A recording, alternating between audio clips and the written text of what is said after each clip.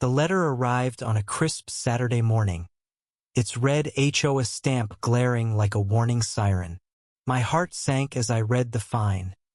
$500 for my doghouse, deemed an eyesore by Karen, the neighborhood HOA president.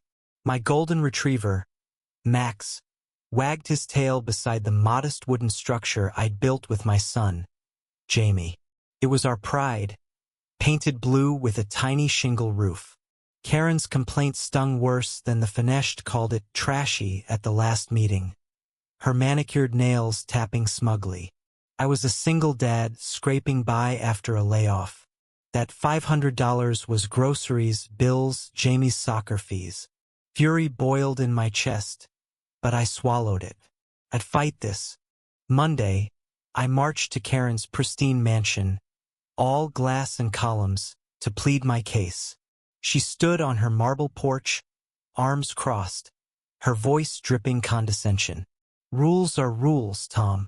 Your doghouse lowers property values. I explained Max's arthritis, how the doghouse kept him warm. She smirked. Get a lawyer if you don't like it. As I turned to leave, I noticed her backyard. An unpermitted gazebo, illegal pool fencing, and a towering shed far too close to the property line. A spark ignited.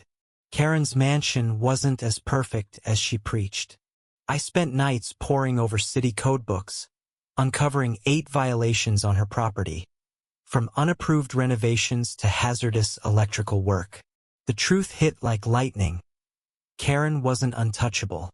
The HOA meeting was a battlefield. Karen sat at the head, gavel in hand, ready to dismiss my appeal. I stood, heart pounding, and dropped my bombshell. I've filed a report with the city. Karen's property violates 8 codes. Gasps rippled through the room. Her face drained of color. Then, a twist. Mrs. Nguyen, the quiet widow next door, stood up. Karen fined me $200 for my rosebushes last year. I checked her gazebos on my land. The room erupted. Neighbors shared their own Karen horror stories. Fines for holiday lights, threats over mailbox colors. Karen's reign of terror was unraveling. I'd expected a fight, but not this rebellion. Mrs. Nguyen's courage lit a fire in us all. Karen fought back, her voice shrill. This is slander. My home is flawless. She demanded I retract my claims, threatening legal action. But the city inspector's visit the next day was her undoing. He confirmed every violation, slapping her with $12,000 in fines and a demolition order for the gazebo. Karen's composure cracked as she screamed at the inspector, neighbors filming from their lawns. Her downfall was swift. The HOA board voted her out that week, her mansion now a symbol of her hypocrisy. She tried to sell it, but buyers balked at the repair costs. Karen moved away, her tail between her legs, while Max's doghouse stood proud. Standing in my yard, I watched Jamie toss a ball to Max, the doghouse gleaming under the sun. Mrs. Nguyen brought us cookies, her rosebushes blooming defiantly. The neighborhood felt lighter, neighbors chatting without fear of Karen's clipboard.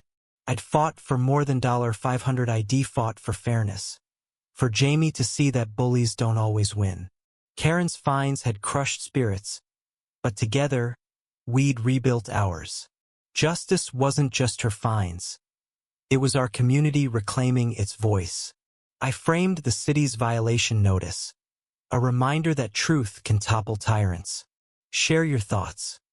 Was I right to report Karen, or did I go too far?